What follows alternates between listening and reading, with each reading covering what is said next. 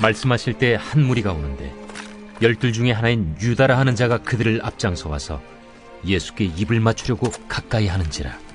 유다야, 네가 입맞춤으로 인자를 파느냐 하시니 그의 주위 사람들이 그 된 일을 보고 여짜오되, 주여, 우리가 칼로 치리이까? 그 중에 한 사람이 대제사장의 종을 쳐 그 오른쪽 귀를 떨어뜨린지라. 예수께서 일러 이르시되, 이것까지 참으라. 그 귀를 만져 낫게 하시더라. 예수께서 그 잡으러 온 대제사장들과 성전의 경비대장들과 장로들에게 이르시되, 너희가 강도를 잡는 것 같이 검과 몽치를 가지고 나왔느냐? 내가 날마다 너희와 함께 성전에 있을 때 내게 손을 대지 아니하였도다. 그러나 이제는 너희 때요, 어둠의 권세로다. 예수를 잡아 끌고. 여러분 반갑습니다. 오늘도 큐티러연은 기막힌 하루입니다. 오늘은 누가복음 22장 47절부터 53절까지의 말씀으로 이것까지 참으라 라는 제목으로 하나님의 말씀 같이 나누도록 하겠습니다.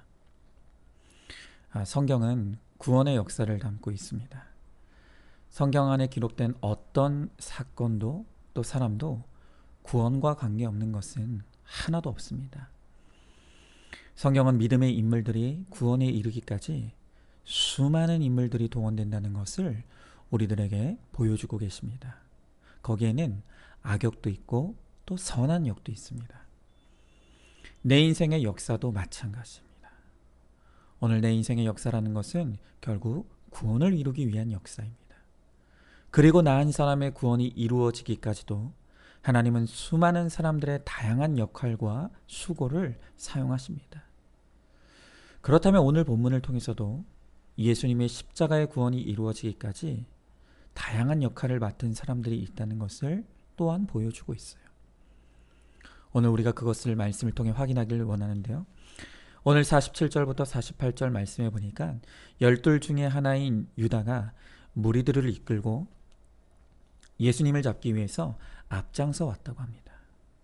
그리고 유다가 뻔뻔하게도 이 무리들이 잡을 대상이 누구인지를 가르쳐주기 위해 그들끼리 미리 준비해둔 사인으로 예수님께 입맞춤을 합니다.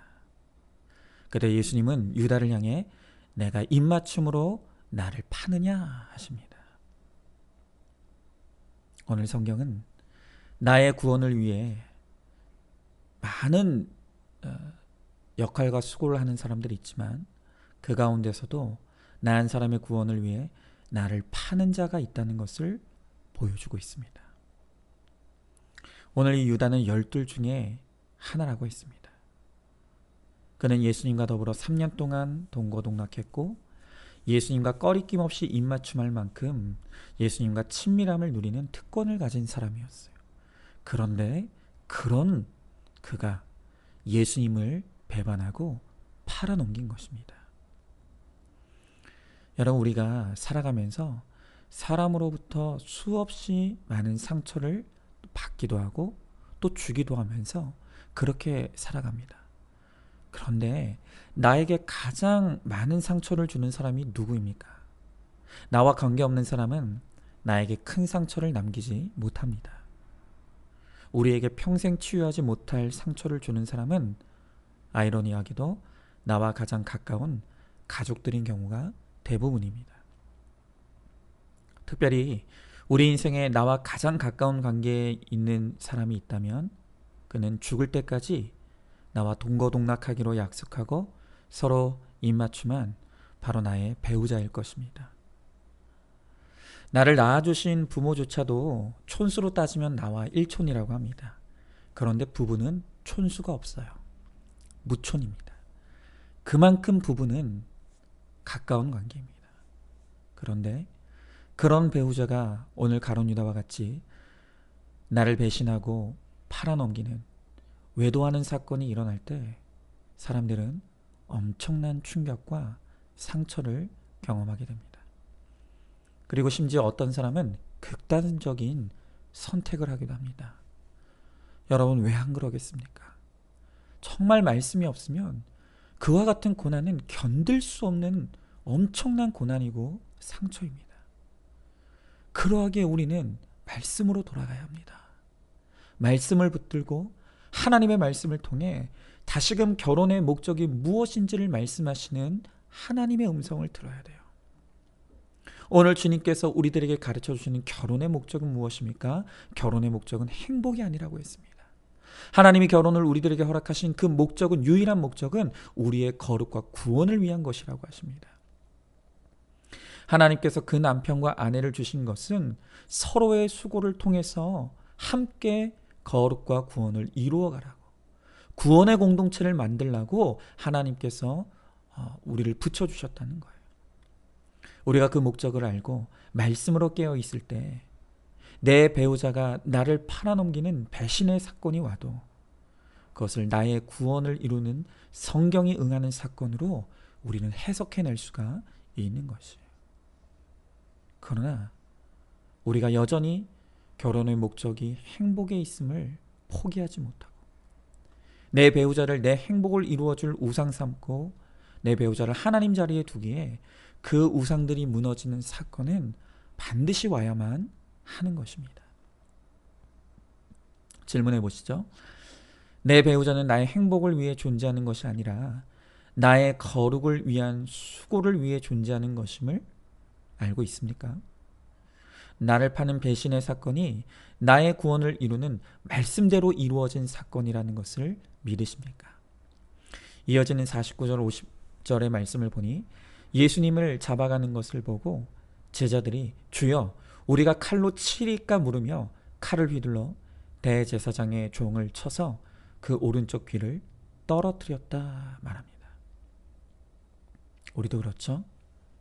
이렇게 우리 가정에서 내가 믿었고 나의 해달별로 여겼던 내 배우자가 바람을 피우고 또 외도로서 나를 파는 사건이 올 때 말씀으로 해석되지 않는 사람은 즉시 이혼의 칼을 빼들고 가차없이 그것을 휘둘러서 서로 상처 입히고 그 관계를 기어코 떨어뜨리고야 마는 것이죠. 심지어는 믿는다는 식구들과 형제들조차도 왜 참냐고, 참지 말라고, 칼로 그를 치라고 아우성을 치는 것입니다. 그러나 오늘 성경이 우리들에게 무엇을 말씀해 주십니까? 나의 구원을 이루기까지 선한 역도 있지만 악역도 있다고 말씀하십니다. 그리고 나와는 아무 관계 없는 사람들까지도 하나님은 나 한 사람의 구원을 위한 수고의 사람으로 동원하셔서 나의 구원을 기어코 이루어 가신다는 것입니다. 전에도 말씀드렸지만 저는 이 코로나 사태가 있기 전에는 이 새벽 큐티 설교를 방송으로 내보낼 생각이 전혀 없었습니다. 하나님은 이미 전부터 저에게 끊임없이 이 사역을 해야 한다는 것을, 이 헌신을 해야 한다는 것을 여러 가지 사인으로 저에게 보여주셨지만 저는 마치 요나가 이 핑계 저 핑계로 도망가면서 하나님의 음성을 외면했던 것처럼 저도 그렇게 도망다녔습니다.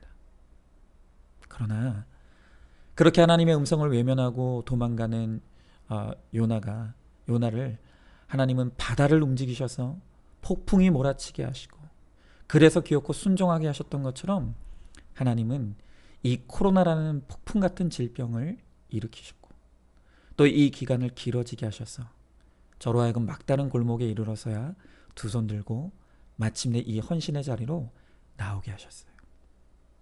여러분, 만약 이 코로나가 없었다면 또 이 기간이 길어지지 않았다면 저는 여전히 하나님이 그토록 저의 헌신을 요구하시는데도 이리저리 다니고 핑계를 대며 하나님 앞으로 나오지 않았을 것입니다. 오늘 이것이 깨달아지면서 하나님 앞에 정말 회개하게 되는 것이 있어요.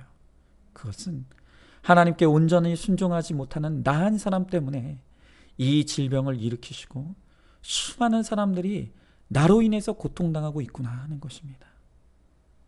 정말 하나님이 나 한 사람 헌신의 자리로 끌어내기 위해 전 세계 사람들을 수고하게 하시고 나로 인해서 그들이 고통당하고 있구나 하는 것을 제가 하나님 앞에 고백하며 회개하는 것이에요.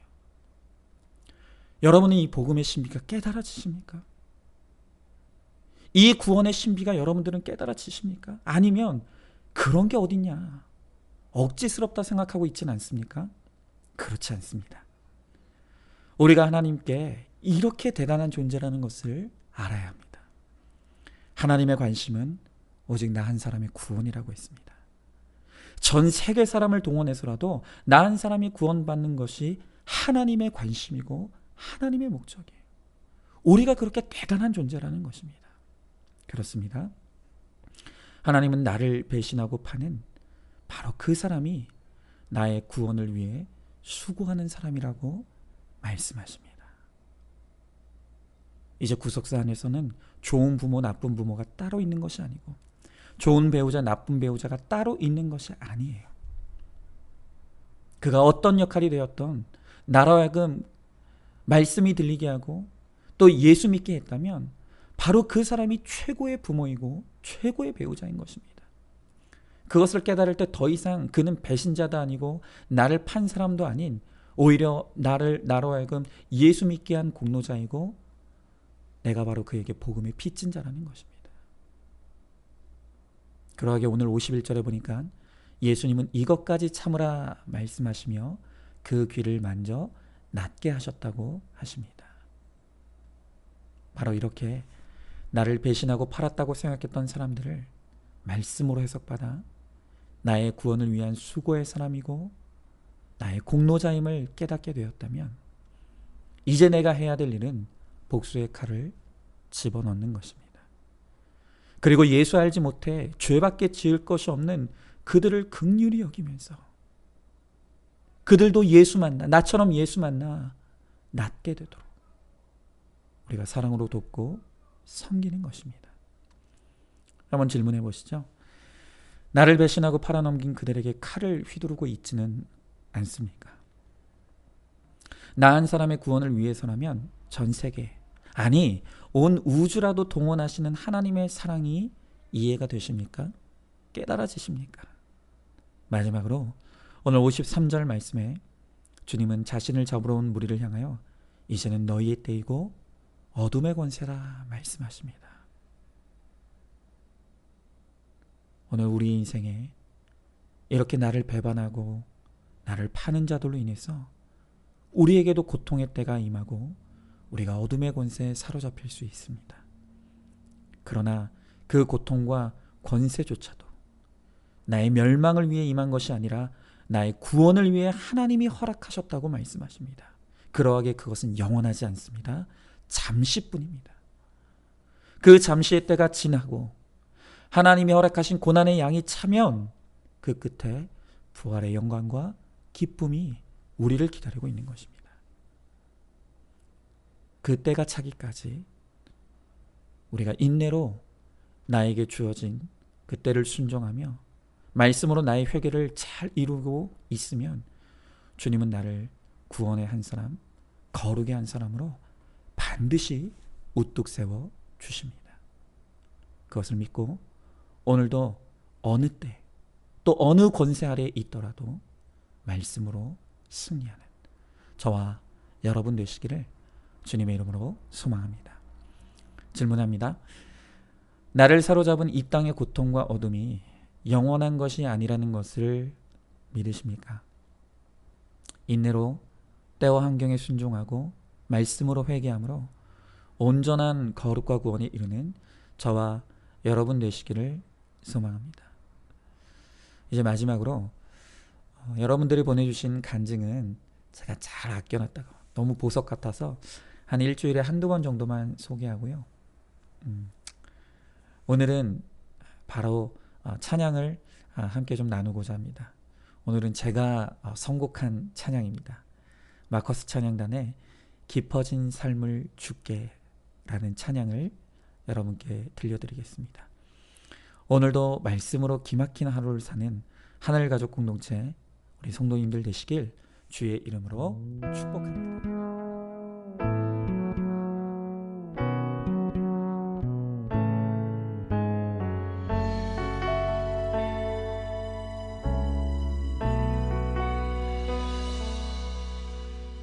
은혜로 날 보듬으시고 사랑을 하셔도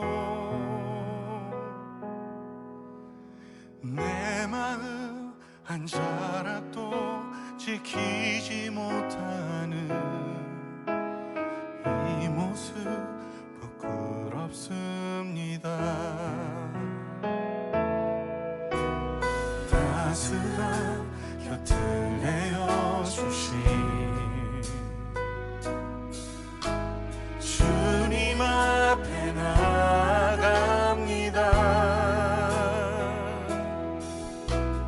표현 못할 긍휼로 나를 붙드시는 주 이름만 바라봅니다. 매일 마주한 슬픔을 견뎌나가며 주 예수의 마음을 닮아가네.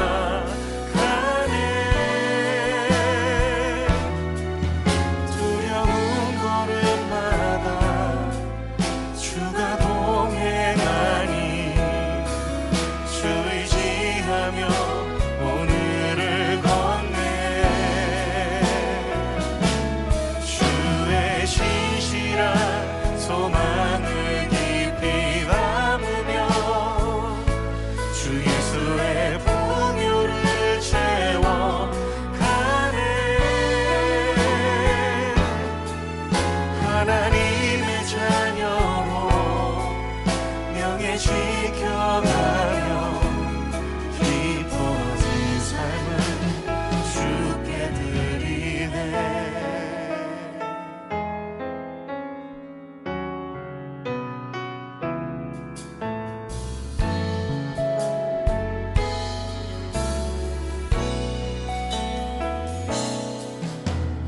따스한 곁을 내어주신 주님 앞에 나아갑니다. 표현 못할 긍휼로 나를 붙드시는 주 이름만 바라봅니다. 매일 마주한 슬픔을 견뎌나가며 주 예수의 마음을 닮아가네.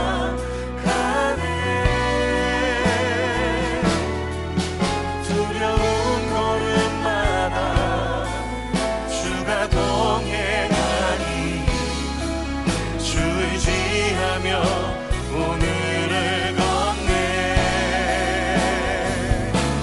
주의 신실한 소망을 깊이 담으며 주 예수의 풍요를 채워가네.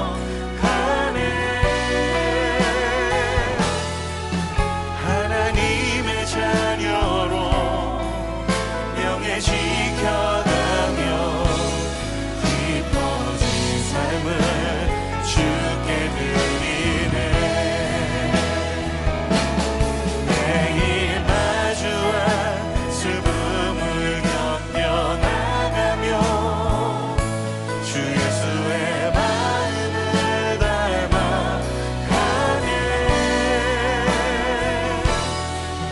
두려운 걸음마다 주가 동행하니 주 의지하며 오늘을 걷네. 주의 신실한 소망을 깊이 담으며 주 예수의 풍요를 채워가네.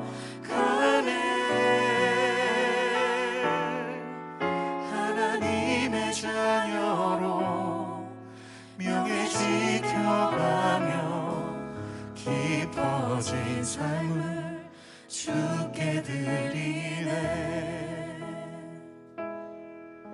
하나님의 자녀로 명예 지켜가며 기뻐진 삶을 주께 드리네.